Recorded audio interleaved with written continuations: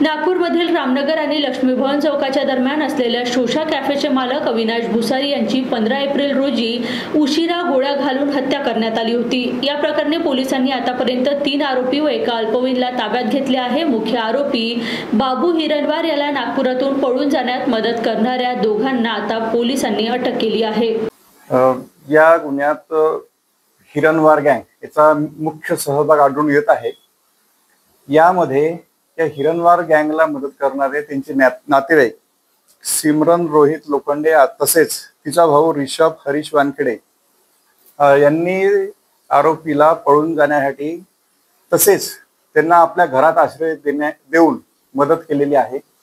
तसेच आरोपी यांना नागपूरवरून बडनेरापर्यंत कार उपलब्ध करून दिली। तसेच बडनेऱ्यावरून समोर भुसावळला पळून जाण्यासाठी आपल्या UPI ID मार्फत त्यांना तिकीट रेल्वेचे तिकीट उपलब्ध करून दिले। तसेच सिमरन रोहित लोखंडे हिने आपल्या UPI ID मधून 10,000 रुपये बाबू हिरणवारच्या साठी ट्रान्सफर केलेले आहेत एका अकाउंटमध्ये।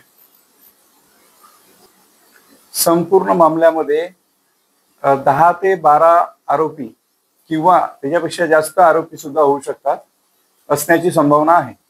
तसंच आतापर्यंत 3 वयस्कर आरोपी आणि एक विधी संघर्षग्रस्त बालक यांना ताब्यात घेण्यात आलेले आहे।